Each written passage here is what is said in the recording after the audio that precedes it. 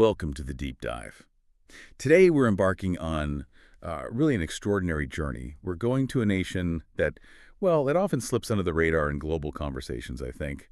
But it holds just an astonishing wealth of ancient history, breathtaking natural beauty, and remarkable human ingenuity.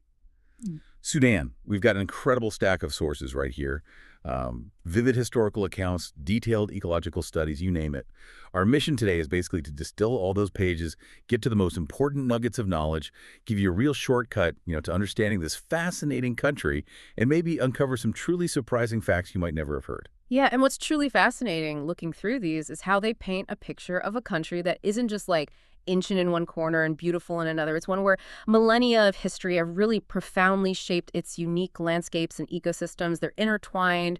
We're going to explore locations that tell these interconnected stories, powerful kingdoms, vital trade routes that actually influenced whole continents, and some really diverse natural wonders. Exactly. So what does this all mean for you listening? Well, by the end of this deep dive, you should have a much richer, maybe more nuanced appreciation for Sudan's incredible heritage and its profound, often overlooked contributions, both to human civilization and global biodiversity.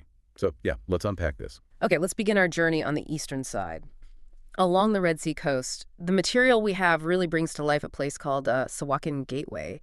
What's the historical significance there? What are the sources revealing? Right, Suakin. It's fascinating. Uniquely built from Red Sea coral, which is quite something. It wasn't just a port, it was a crucial commercial and spiritual nexus for centuries. Our sources really highlight its role as the main gateway for pilgrims traveling to Mecca from all across Africa, and also a bustling trade hub. We're talking ivory, gold, spices, and you can still see these Ottoman inscriptions that sort of echo the city's past wealth Yeah. and its strategic importance. It truly was the gateway to Sudan, Yeah. shaping global routes and connections. Wow, that's a powerful image, isn't it? A city literally built from coral, buzzing with global trade. Okay, so from that historical gateway, our sources also point to Sanganeb Island, also on the Red Sea coast. It sounds like a natural wonder, but what makes it so distinctive? Indeed, Sanganev's is pretty spectacular. It's a marine park, one of the few completely offshore marine parks anywhere, really. The sources highlight its four distinct coral reefs. They're rich with diverse, hard and soft corals, creating this just unparalleled biodiversity of marine life. Everything from hammerhead sharks to dugongs. It's described as a true natural botanical wonder, showcasing this vibrant but also tranquil ecosystem. And there's an ancient lighthouse there too, sort of standing sentinel over it all. Sounds like an underwater paradise. Amazing. Okay, moving inland a bit, but still in eastern Sudan, we find the Taka Mountains.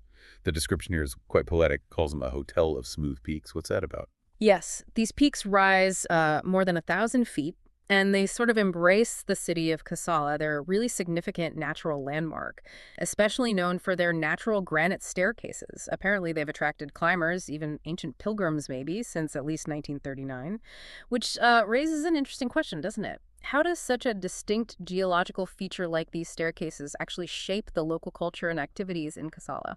That is a fascinating question. How geology shapes culture. Do our sources give any hints about that, like the climber stories or how the Kassala community sees the peaks? Any specific cultural links? Well, the sources don't really go into specific climbing stories, no. But they do emphasize how the mountains offer this sense of refuge and beauty for the people in Kassala. They become part of their identity. The daily backdrop, a constant silent presence that shapes the city's unique charm, maybe even its local folklore. Right, a backdrop to life. And speaking of unique climates, the Arkwit area, that's nestled in the Red Sea Mountains. Sounds like quite an escape from the coast.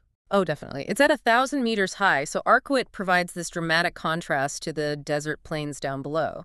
It offers a consistently cool climate, green hills, scattered houses. It's described as a true haven from the heat and bustle of the coast. Opening its face to the summer clouds, as one source put it, it's a really vivid example of the diverse microclimates you find within Sudan. Fertile ground where you might not expect it. Okay, so we've explored the vibrancy, the unique features of the Red Sea coast. Let's now make a pretty dramatic shift inland and northward to the cradle of ancient civilization along the Nile. This is where the story of Sudan's really profound historical impact comes alive, I think, starting with those astonishing pyramids in the Badraya area. Right, Bajraoya. This area holds the royal cemeteries of the kings of Kush. We're talking about approximately 200 Nubian pyramids. Now, what's striking is they're smaller, often much steeper than their Egyptian counterparts. But our sources highlight this might be the second largest concentration of pyramids in the world, after Egypt, of course. They really symbolize the incredible power and the golden age of the Kushite Empire. This was a civilization that once rivaled Egypt itself. It truly is a profound meeting point where sands meet history and civilization whispers, as one source says. 200 pyramids. Yeah. That's staggering. And Ah. connected to that, near the city of Karima, there's Al-Barkal. What role did this distinctive low-lying mountain play in the Napatan kingdom? Ugh. Al-Barkal, or Gibel Barkal usually. It was much more than just a low mountain. It was considered a sacred place, almost a living deity by the kings of the Napatan kingdom. That was the first sort of major phase of the Kushite Empire. It has this distinctive flat-topped peak. Some say it looks like a rearing cobra. It became a focal point for coronations, for rituals. And it's surrounded by over a dozen small, steep-sided pyramids and ancient Kushite temples.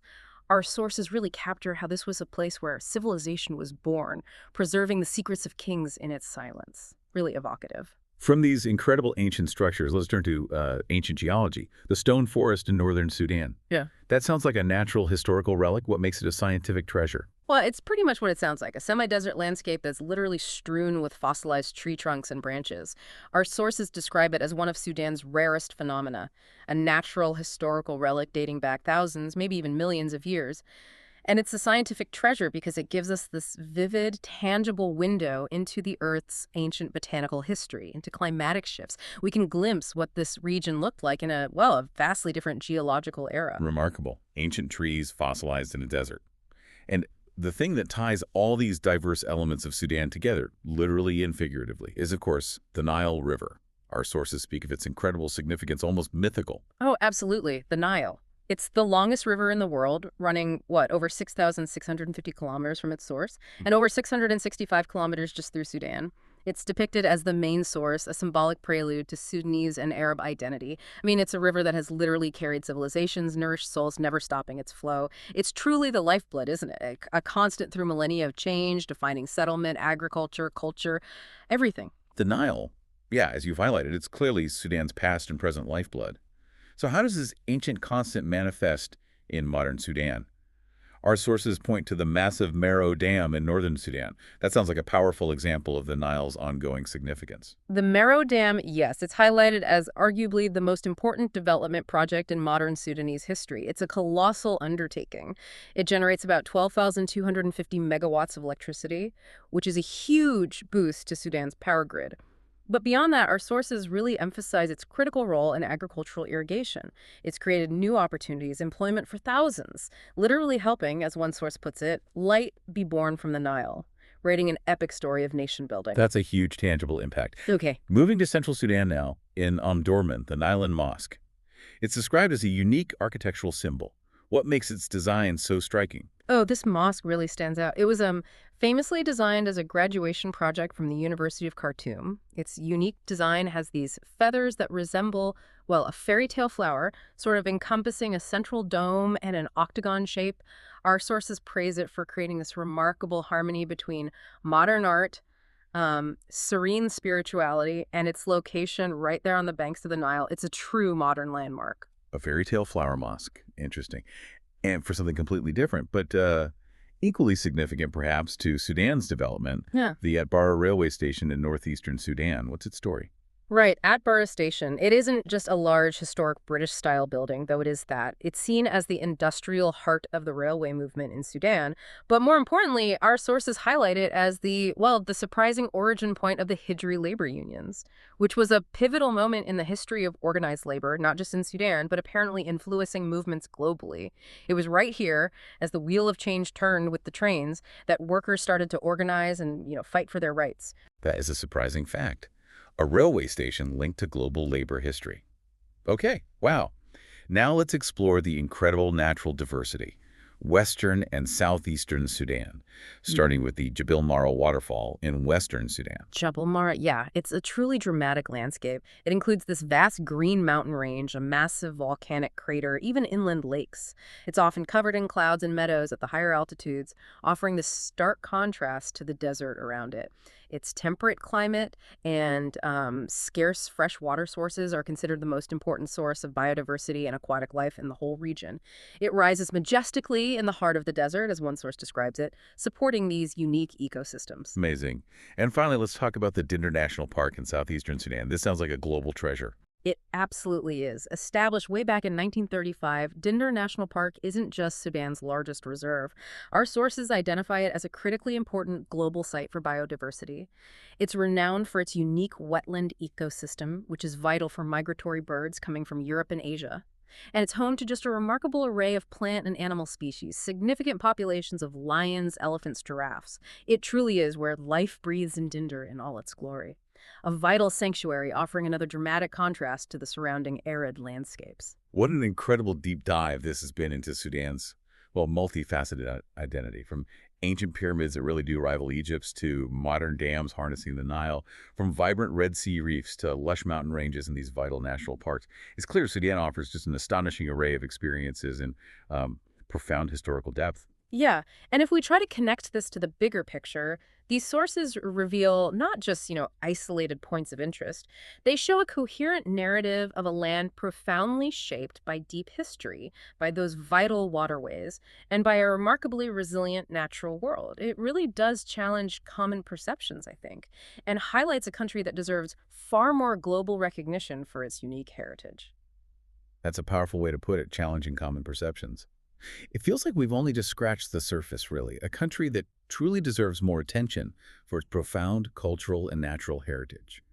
For you listening, what's maybe a standout hidden gem from what we've uncovered today? And this maybe raises an important final question for you, our listener. Given this incredible tapestry of history and nature we've just explored, what might be the next great story? Or maybe a specific site just waiting to be discovered or better understood within Sudan's rich and expansive landscapes? What untold story, ancient or modern, do you think deserves its own deep dive?